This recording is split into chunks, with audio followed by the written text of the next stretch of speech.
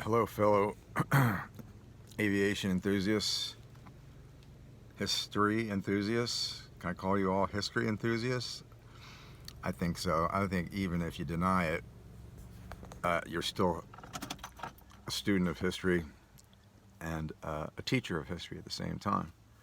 Because as you interpret historical events, you form opinions and you form solutions. We are always striving for solutions. Unfortunately, in our species, striving for a solution sometimes means hurting other people physically, hurting animals, the environment, um, and emotional attacks too. Which, I'm 71 years old, and when I was 18, 19, 20, young and idealistic, I figured, man, if I make it to 71, which I'm amazed that I did, if I make it to 71, by now the world is going to be so much better and people are going to be so much better than when I was growing up and subject to basically to World War II learned rules or guidelines or protocols that required everybody to fight for their country, right or wrong. That's a bad mistake. We all know when something's right and when something's wrong. It doesn't take a genius to figure it out. And what's happening in our political arena now is just wrong. It's just wrong. I don't see any efforts to reach out to the other side, to embrace and to engage. And you can break it off, okay? If you don't agree with this particular bill or this particular action, initiative, trend, you can break it off. You can change your mind. But that doesn't mean that you're not supposed to get along with the rest of the group that you've been chosen to participate in governing our country and eventually the globe. Really, our globe should have one government. We're all human beings, right? In this globe, on this globe. Excuse me, I needed that. So we've progressed to a point where our own president is saying that we are more in danger or as much in danger of a nuclear holocaust, an outbreak of international nuclear war as we were during the Cuban Missile Crisis. Cuban Missile Crisis. I was alive for that. I was aware of it. I was in, let me see,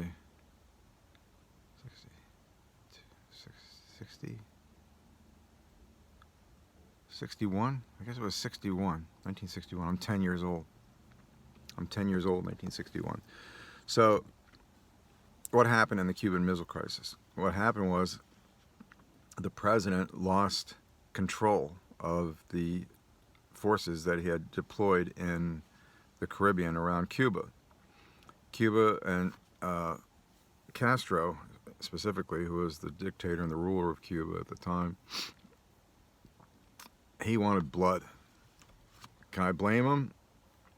Not really. Not really. Watch Godfather 2 if you want to understand what the meddling that our country did and with the country of Cuba. The meddling that our country did with any of those countries in South America or Central America ended up being pretty awful. But you can't blame everything on the United States. Those countries are responsible for their own welfare, their own conduct. That being said, Cuba Missile Crisis. So what happened there? Cubans and the Russians were getting together, both communist countries. At least they say they were. You interpret that. That can easily be interpreted as to a dictatorship. How the dictator is selected could be violence. It could be a referendum. Who knows? They're both dictatorships. And they both had a common enemy, the United States of America. What a mess. A real mess. And JFK took office and inherited that mess in 1960. So Russia starts giving Cuba ICBMs, intercontinental ballistic missiles, to be stationed alive and ready to go in Cuba. And then it comes out later that Castro wanted to destroy New York City as an example to the United States to leave Cuba the hell alone. He wanted to blow up New York. Well, the Russians said no to that. A little bit of wisdom prevailed there. The Russians are so wise. Wisdom. I'm hoping that wisdom can prevail in Russia now, because I know, considering the losses that country had, the human cost that Russia paid for World War II is beyond anything anybody can possibly imagine. And after that kind of trauma and damage and pain and suffering had been inflicted on a country of that size, you'd think they don't want to go through anything like that again. Common sense? Is that a conclusion that can be deducted reasonably? Well, sure. Are you kidding? Who wants it? Like, they lost 50 million people in World War II. Died as a result. Some in battle, some in combat, some just collateral damage, civilian collateral damage, some starvation. And starvation and famine didn't get a whole lot of publicity, apparently, but it was a significant. You think about it, okay? We get hungry, we go down to the corner grocery store, the Giant, the Acme, Croppers, whatever. We go in, there's food all over the place, we just buy it and we go home. Doesn't work that way during war. All the food and all the resources go to the soldiers first. They've got two jobs. Their number one job is to kill, and the other job, not really a job, but they consume. Okay, well, they don't produce anything. Soldiers at war do not produce anything. They destroy. They are destroyers of life in general until one side or the other prevails. But during any kind of conflict, civilian casualties, hard to measure, and were unthinkable during World War II for Russia. Cannibalism, not that uncommon, especially at Stalingrad, not that uncommon.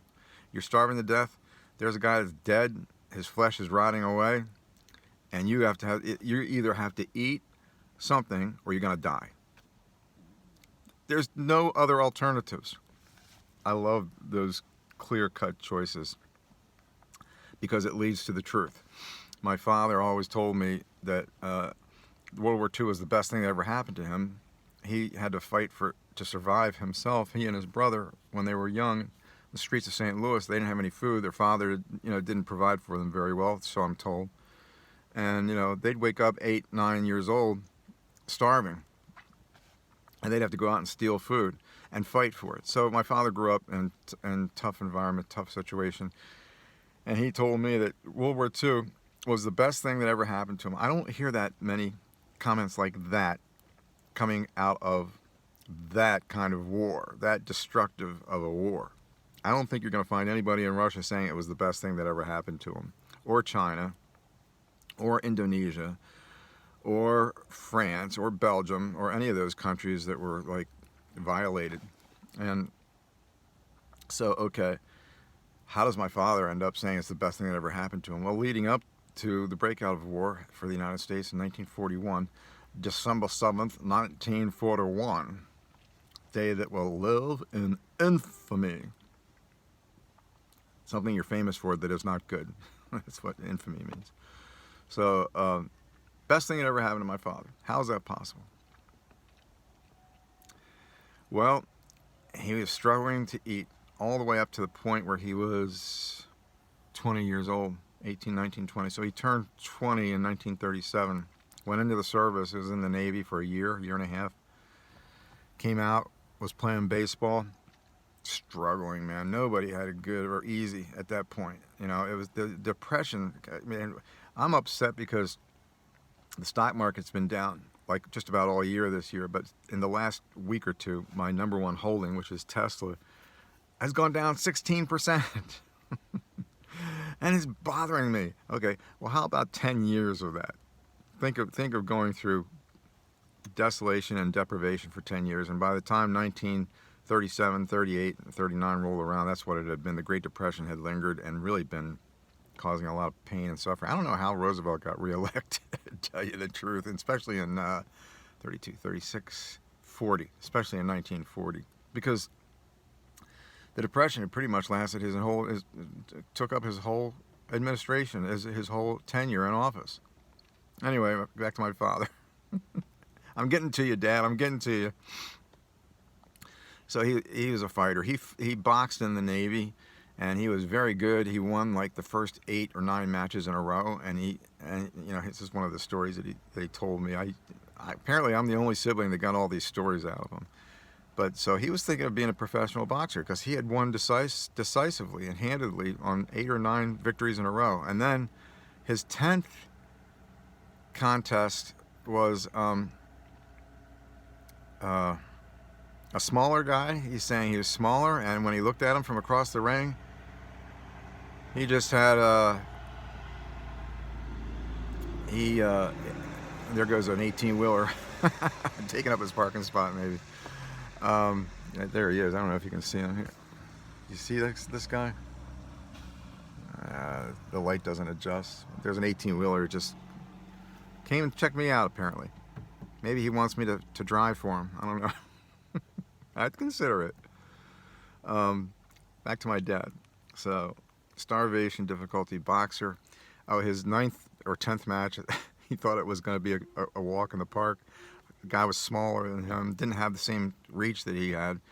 But he said, Jerry, he was so fast that I blinked an eye, and when I opened my eyes, I was on the canvas looking up. He said he knew right then and there that his boxing career was over. However, he did know how to fight, and he actually enjoyed fighting because it's a contest, it's a game, and he loved to play games, as a lot of men do. A lot of people do. I don't want to discount all the women out there, but men tend to engage in things like gambling. That'd be an interesting concept. That'd be an interesting study, you know. Who gambles more, men or women? I know that there's women that are out there wearing out those slot machines. I think the study of, you know, I'm a man, and I think the study and the observation of the opposite sex is something that has mystified me my whole life, and it will continue to mystify me to my dying day. It's just, thank God for the existence of women. Thank you, whoever came up with that idea. I can hear my religious friends now. What do you mean, who came up with that idea? We all know who came up with that idea. No, we don't all know, at least not to my satisfaction. But anyway, Dad was a fighter. He had that in him, but he had a heart, a very tender heart. I wish I'd seen more of that, but definitely, and especially he was good with women. He had this way to connect with women, and I've always been a little envious of that too, but I keep trying, you know. So how could the war be so good for him? Because everything that I've read about war and everything that I've heard about it has been, it's horrible, it's carnage, it's suffering, it's just horrible. There's nothing good about it. War! Huh. What is it good for? Absolutely nothing. Huh. Not according to my father. He absolutely, well, and with a great argument and a great case just to say these things, because God, this light is so frickin' hard to manage. God. Anyway, we don't need the sun coming crashing in on us here, do we? All right. So,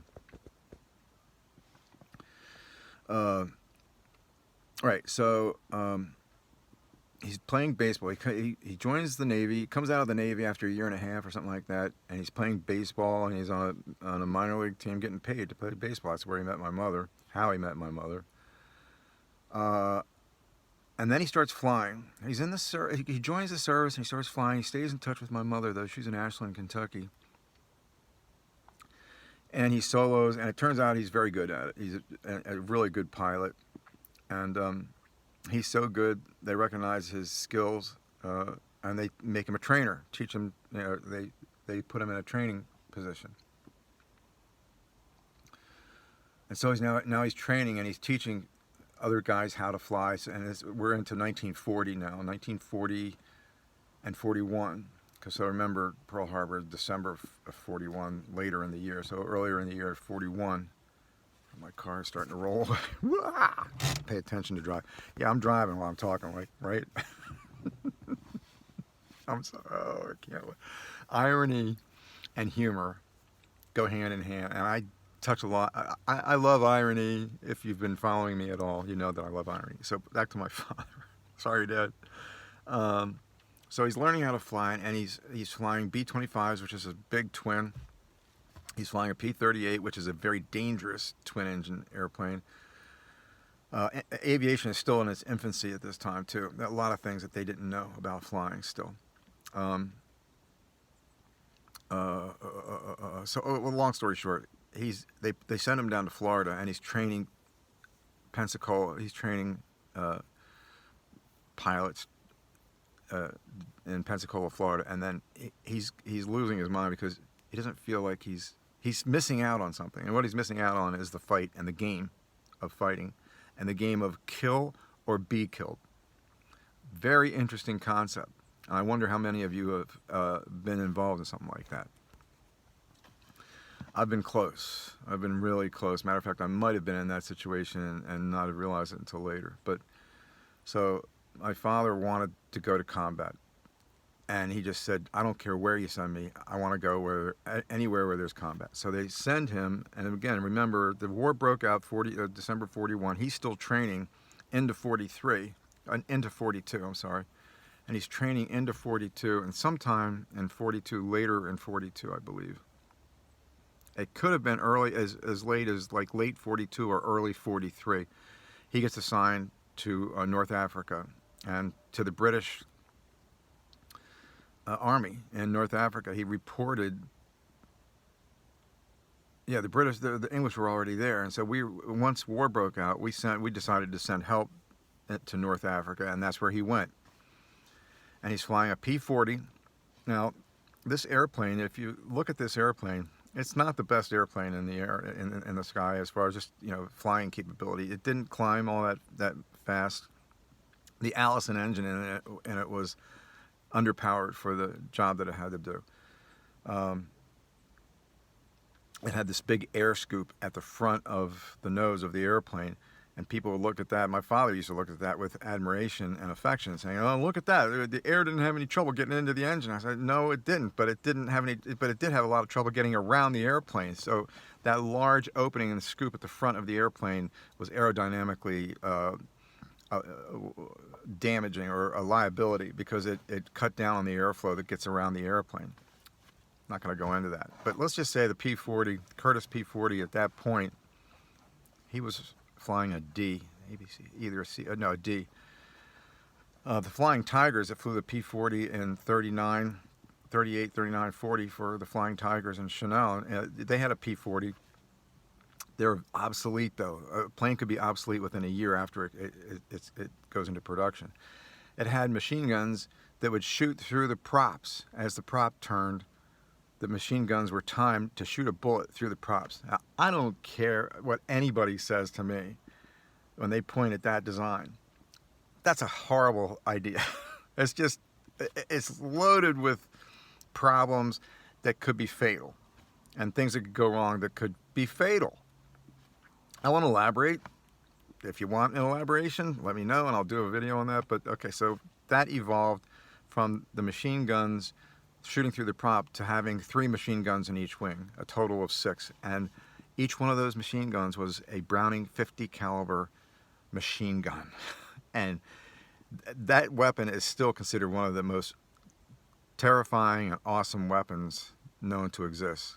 As far as a bullet coming out of the nozzle of a gun, the 50 caliber machine gun, I think the A-10 Warthog has a Gatling gun that's more devastating. But that's one, and that's a completely different platform and a different era of aviation. So going back to the beginning of World War I or II, if you're in the P-40, which he was, and you had 3 machine guns in each wing, which he did, you also had a lot of armor around the cockpit, more so than any of the Axis airplanes, especially the Japanese. But I don't think the Germans were much for protecting the pilot either. They didn't put a whole lot of value on human life that was dedicated to fighting on their behalf. We lost a pilot. Just replace him. Get another body somewhere. Go into the ranks back in Germany and pull some kids out of their homes and teach them how to fly. That's what the Japanese did. They were teaching kamikaze pilots that they were 16, 17, 18 years old. Okay, you fly this airplane, and then you see a ship down there, and you fly airplane into the ship. That's the extent of the training. But my father did get shot while he was flying in a crazy dogfight, and what he said was that the armor around the cockpit saved his life, and that I can easily believe, considering that Americans like to build things heavy and strong. And that really transferred into our aviation industry. I mean, look at Boeing. I don't think they built anything that was small. What a legacy that company has been. And a tragic legacy lately with the 737 MAX crashes, which I still can't believe the CEO didn't ground the 737 MAXs after the first accident there. It was like, what, how in the world did you get your job?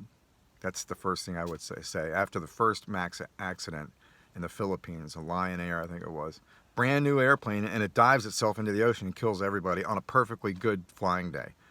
That's not, and it's a brand new airplane, so there's red flags going off and bells and alarms and whistles. The CEO of Boeing says, no, that doesn't prove anything, that one crash. So they had to wait for the second crash, and another 150 people to die horribly in Ethiopia. And even after the second crash, the Boeing CEO didn't want to ground the airplanes. And our hero Donald Trump steps in, and people say, oh, well, you can't find anything good that he did. Well, there's several things, and this is one of them. He grounded the MAX. That's the 737 MAX. He just grounded them. And then he starts pretending he's an expert in aviation, saying, oh, these airplanes nowadays are way too complex. Oh, shut up, Donald. Man, you ought to have like a ventriloquist. So you just move your lips and the ventriloquist will figure out what you should say. How's that? That's a good idea. I think Elon Musk might think about that too. Anyway, so my father, he had these incredible machine guns. And the combined firepower of 6 of those things pointing straight ahead is going to vaporize, is going to completely destroy and demolish whatever it's shooting into. That's just a crazy, crazy weapon. And he had 6 of them. And the German pilots were all afraid of those guns. He said all he had to do was get his airplane pointed in their direction and they would scatter. Now, they could outmaneuver him, they could outclimb him, they couldn't outdive him, but I never thought that was that big of a deal anyway, diving away from your enemy or your opponent. But they did not, he had superior firepower. And with those 650 caliber machine guns, do a little research on that weapon. It's that guy Browning, man, he did the BAR too, the Browning automatic rifle. That was a mainstay all the way through World War II. I forget when he died, when he passed away. I'm not sure when he passed away, but interesting story. So anyway, that's World War II, and so what he told me, especially like when he described the day he got shot, man, I'm going to take the time just to give this to you guys, and I'll try to do it as quickly as possible. So he was up patrolling with a squadron, 3 other P40s, total of 4. There were 4 of them. He was one of 4 on patrol with their P40s. The Me-109, the Messerschmitt German fighter plane, more powerful, could climb, go higher. So they were typically always higher, and they were always looking for the Hun and the sun coming down from above, because that's the way their airplanes were. They got jumped by 3 Me-109s. On the first pass, they shot one of the 4 P-40s down. They damaged another one. So there's 2 out of the 4 P-40s out of the fight, and then one guy ran. One guy just cut and disappeared. And so it was my father left against these 3 109s. So one guy was killed, one of his squadron mates was killed, the other one was damaged, and he radioed. He told my father, he said he couldn't do anything. He was going to try and make it home. And then the 3rd guy ran. And so my father was left alone against the 3 109s. And so they come around to get him and finish him off. He got his airplane turned towards them and sprayed in their direction and shot one of them down. Now, he didn't get credit for that because none of his comrades or none of his flying buddies were around. One had been killed, the other one was damaged and left, and then the other one ran, so it was just him. And he said he shot one down. Now, the German pilots saw that. The other ones that were surviving saw that, and they're just terrified of these guns, these 50 caliber machine guns. And I don't blame them, man. If you see any pictures or video of that thing. It's just an awesome, crazy, scary weapon. So he got one, and then as he got one of them slipped in behind him and hit him. And the round, it was a cannon round, came through the armor and hit him in the shoulder. There was blood all over the cockpit, and hit the engine too, and the coolant he ran out of coolant. But the P40, that Allison engine had a huge reservoir of oil, and if the oil was okay, then the engine would keep running, and it did.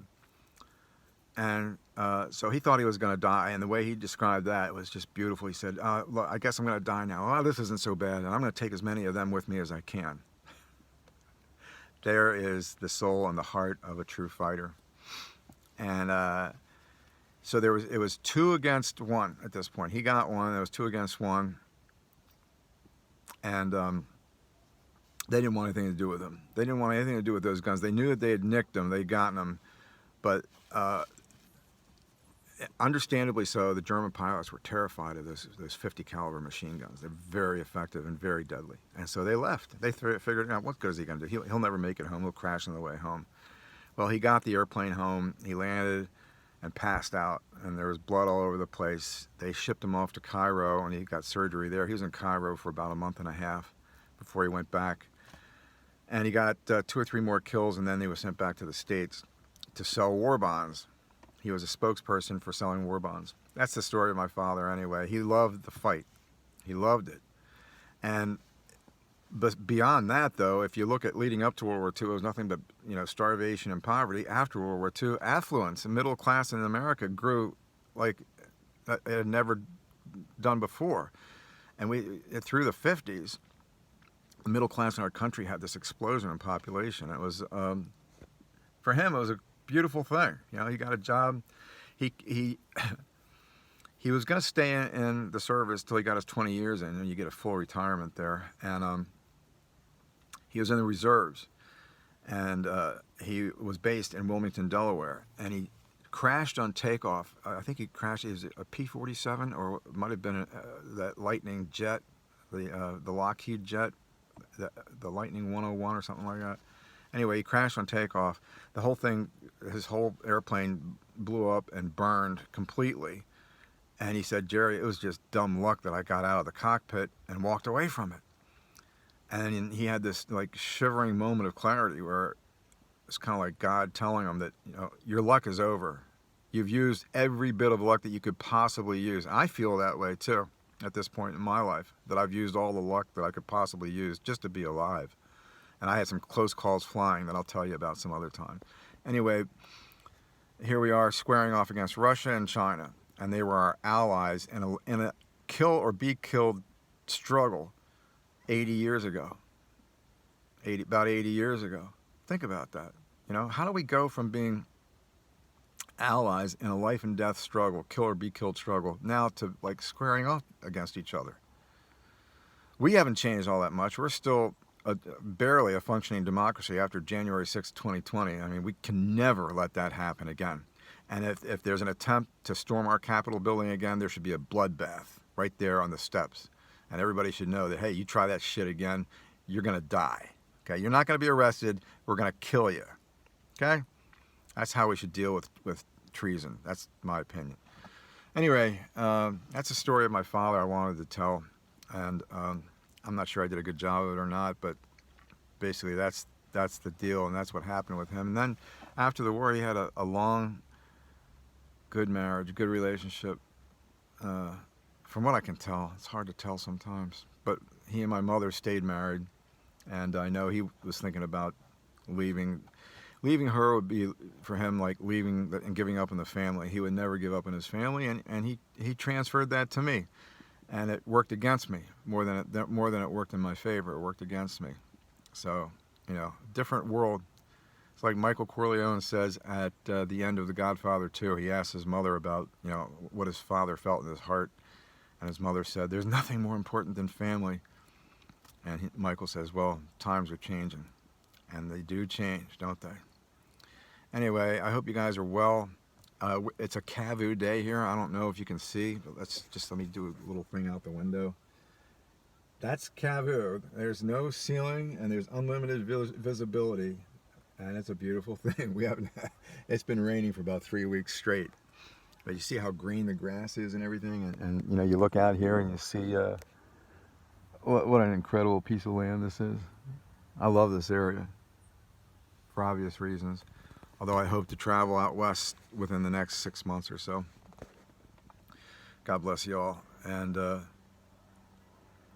may your takeoffs be powerful and safe, but more importantly, may you have a safe landing, and maybe you have a landing that you can walk away. Any landing that you walk away from, I think, is considered a good landing. And there goes an airplane. And what is it? I can't see it. Where'd it go? There it is. Oh, it's a fixed gear. It looks like a Piper trainer, but he's turning north away from the pattern. So maybe he's got a breakfast date. Take care, guys. I hope you're well.